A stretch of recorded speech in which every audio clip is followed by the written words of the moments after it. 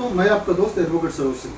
दोस्तों, जैसा कि मैंने आपको बताया था कि ये मेरा CISF का जो रूल और एक्ट बना हुआ है 1968 का एक्ट बना हुआ है और रूल 2001 का।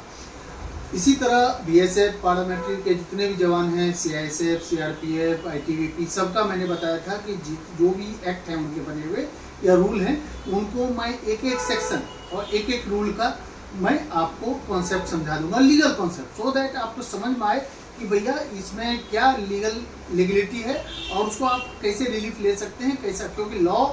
का नॉलेज आपको जानना जरूरी है। क्योंकि आपको मालूम होगा कि लॉ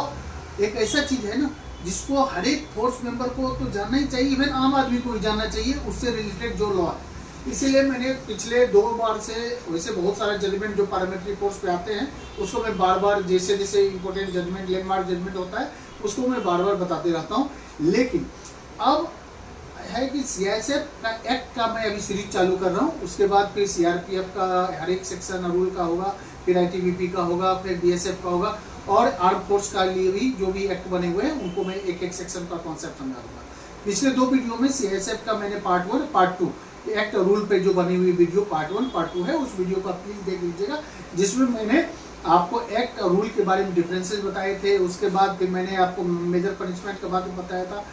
उसके जो लीगल टर्मिनोलॉजी होते हैं, पार्ट 2 वीडियो आप देखेंगे CISF का, जिसमें मैंने आपको फोर्स, क्रिमिनल फोर्स, असॉल्ट, इसके बारे में बताया था। अब यह है कि आपको, जैसे मैंने बोला था कि मेजर पनिशमेंट CISF एक्ट और रूल दोनों जगह मेंशन है। आप जान लो कि CISF का मेजर रूल, मेजर एक्ट जो बनी हुई है, उसके हिसाब से कुछ टर्मिनोलॉजी है, उसको मैं डिफाइन करते हुए आपको बताना चाहता हूँ। ये सेक्शन 9 जो बात कर रही है मोर हीनियस पनिशमेंट। हीनियस पनिशमेंट आप जानते हो सीरियस इन नेचर का होता है। आप अगर जनरल भाषा में चले जाओ तो कॉग्निजेबल ऑफेंस होती है। अगर जनरल सिविल लाइन में आप चले जाओ, सिविल लॉ में, तो सिविल में सिविलियन के लिए होता है मर्डर हो गया, रेप हो गया, पास्को का मैटर हो गया, ये सब मामला क्या होता है, सीरियस नेचर का होता है, मोर हीनियस ऑफेंस होती है इसको। और उसी तरह CISF के लिए, जवानों के लिए आपका मोर हीनियस ऑफेंस जो सेक्शन 9 1968 में जो बताया गया है, वो क्या क्या चीज है वो मैं एक बार बता देना चाहता हूँ। जैसे कि मैंने बताया कि क्लॉज A से लेके L तक जो बात किया हुआ है, ये आपको मोर हीनियस ऑफेंस के बारे में बात किया है। मोर हीनियस ऑफेंस में पहला जो है क्लॉज 1A, वो बात कर रहा है क्या, आपको एंडेवर सप्रेस म्यूटिनी के बारे में। म्यूटिनी का मतलब क्या होता है? म्यूटिनी का मतलब होता है बगावत करना, मतलब अपने फोर्स मेंबर के साथ बगावत करना। यहाँ पे टर्मिनोलॉजी क्लॉज वे में म्यूटिनी का यूज हुआ है, इसमें बगावत, या आप किसी से कंस्पिरेसी कर रहे हो बगावत करने का, मिलीभगत से कंस्पिरेट कर रहे हो। आप कंस्पिरेसी क्या होता है आप तो जानते हो, दो लोग मिलके आपस में एक एग्रीमेंट करते हैं कोई काम करने का, इससे भले किए ना किए लेकिन कंस्पिरेसी हो गया। कंस्पिरेसी में agreement is more than sufficient. इसीलिए मैं बताना चाह रहा हूँ कि जरूरी नहीं है एक्ट होना जरूरी है। कंस्पिरेसी में आपका सिर्फ एग्रीमेंट भी हो गया कि ये आप मान लो 2 आदमी मिलके काम, कोई एग्रीमेंट किया कि मुझे ये काम करना है, किसी आपका फ्रेंड ने जाके कर दिया, that means all are level, क्योंकि आपने कंस्पिरेसी किया था, मिलीभगत किया था आपस में कोई एक्ट करने के लिए, इलीगल एक्ट करने के लिए, तो वहाँ पे उस कंडीशन में आपका जो होगा ये कंस्पिरेसी में चलाएंगे। तो कंस्पिरेसी करना, म्यूटिनी करना, इसके बारे में बात की है क्लॉज ए। क्लॉज बी में unless the attempt of the criminal force, assault, और ये सब मान मैंने क्लॉज बी का जो पार्ट मैंने कवर कर चुका हूँ। तीसरा है सिंपल एबंडन, आप भाग गए, एबंडन हो, छिप गए, मतलब क्या, भगोड़ा हो गए, तो उस कंडीशन में है। डी में क्या बोल रहा है, डायरेक्टली और इनडायरेक्टली हो the correspondence with the assistance relieve the person arms against the state, discover immediately, suppress the officer as corresponding coming to knowledge. अब जब ड्यूटी करते हुए ये चीज भी आप करते हो, क्या मतलब क्या, ड्यूटी के आवर में disobey the lawful command over the superior officer का आप डिसओबे कर रहे हो, इनडिसिप्लिनरी एक्शन हो जा रहा है उसमें आपको, है ना, चाहे मिसकंडक्ट कर रहे हो, इस तरह का सुपीरियर ऑफिसर के साथ की है तो उसमें। लेकिन इसके बारे में भी बहुत सारे जजमेंट है जो कि मिसकंडक्ट को प्रूव करना बहुत टिपिकल काम है, क्योंकि आप जो है मिसकंडक्ट कर रहे हैं, लेकिन किस सिचुएशन में कर रहे हैं, अगर आप मान लो थोड़ा डिस्कशन कर लिया, दैट मीन जजमेंट नहीं है, ये मतलब नहीं है कि आपने डिसिप्लिनरी एक्शन कर दिया, और जिसके बहुत सारे पार्लियामेंट्री फोर्स इवन जवान लोग सफर भी करते हैं सीवियर के कारण।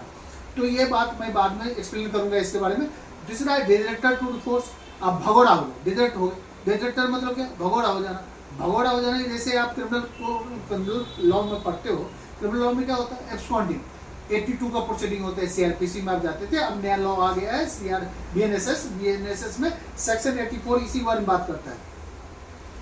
प्रोक्लेम ऑफेंडर के बारे में बात करता है। उसी तरह आपका ये क्लॉज डी एफ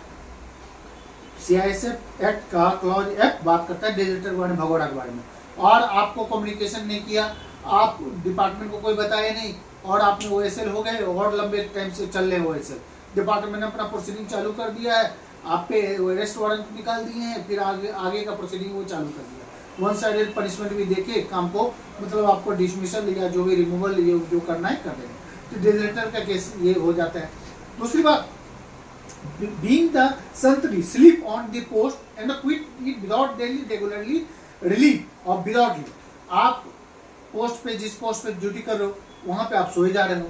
आप as a being discipline force member आपको ड्यूटी करना चाहिए, क्योंकि आपकी ड्यूटी बहुत सेंसिटिव, बहुत सारे लोगों को बहुत सेंसिटिव और रिमोट एरिया में भी रहती है, जहाँ पे बहुत तरह का बाहरी खतरा का भी मतलब अंदर की खतरा इंटरनल, क्योंकि आप एक पैरामिलिट्री फोर्स का क्या ड्यूटी है, इंटरनल सिक्योरिटी को मेंटेन करना,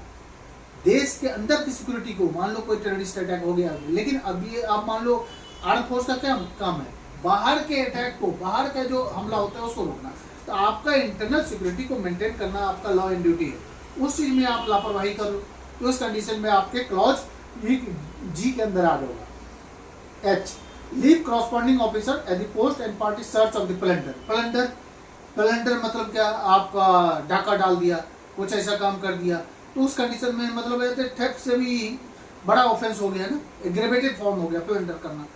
डाका डाल देना, तो उस कंडीशन में भी हो गया, या करवाने में साजिश भी करना, इवन अटेम्प्ट भी करना, इस कंडीशन में आपको प्लंडरिंग के मेथड में आ जाएगा।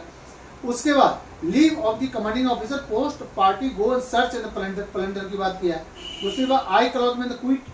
The guard frequently party patrolling without being the regularly leave without leave, आप मान लो आप अपने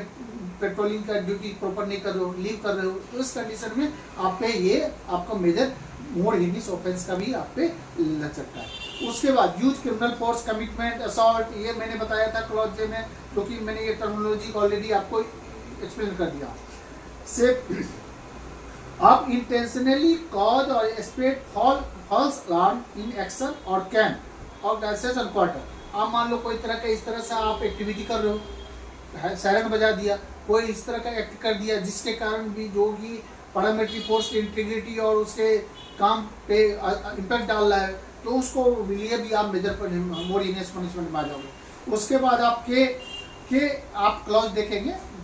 सेक्शन 9 का क्लॉज में, तो intentionally cause spread false alarm, तो मैंने बता दिया कैंप में फॉल्स अलार्म बजाना। L, display cowardice execution of the duty, cowardice मतलब क्या हो गया, आप डरपोक मतलब ड्यूटी भी दिया गया है, डरपोक का मतलब क्या बोलते हैं, आप पूरी डरे हुए हो, आप काम को पूरी डर के कर रहे हो, आपको पूरी तरह से मतलब है कि समझो कि आपको जो हौसला होना चाहिए, जो ईमानदारी होनी चाहिए, आपको अगर मान लो आर्म फोर्स अगर ड्यूटी कर रहे हैं तो वो डर जाएंगे कि भाई सामने वाले अटैक कर देगा और मैं उसके लिए डरा रहूं, तो इसके कारण वो आपको इस तरह का डरपोकनेस अगर जिसको दिखाएंगे तो उसमें भी ये मेजर पनिशमेंट में आपका आ सकता है। अब इसका में बात पनिशमेंट क्या है, shall be punished in transportation of life in term not less than 7 year, 7 year से पनिशमेंट होता है, दैट मींस आपको जानते हो 14 ईयर और 40 ईयर का इम्प्रिजमेंट भी हो सकती है। ये सब जो होती है ना, जैसे मैंने बताया कि ये सब मोर हीनियस पनिशमेंट हो गया, इसका सिविल अपना क्रिमिनल ट्रायल भी चल सकता है, इस तरह ऑफेंस के लिए क्रिमिनल ट्रायल का भी एक प्रोविजन है, और साथ साथ डिपार्टमेंटल प्रोसीडिंग, किस तरह से दोनों ट्रायल एक दूसरे से चेंज है वो मैं बाद में इस पर अलग से वीडियो बनाऊंगा। लेकिन दोस्तों मैंने जैसे बताया कि रूल में भी आप रूल 36 पढ़ते हो क्या, वो क्या बात करती है, वही हीनियस पनिशमेंट के बारे में, मोर हीनियस पनिशमेंट के बारे में बात करती है। 37 चले जाओ तो आप माइनर पनिशमेंट की बात करती है, 36 में मेजर पनिशमेंट की बात करती है। तो इस तरह से मैं आपको ये कॉन्सेप्ट समझा रहा हूँ, अभी धीरे धीरे हर एक एक्ट और रूल को मैं एक्सप्लेन कर दूंगा। ये वीडियो देखने के लिए थैंक यू, जय हिंद, जय भारत।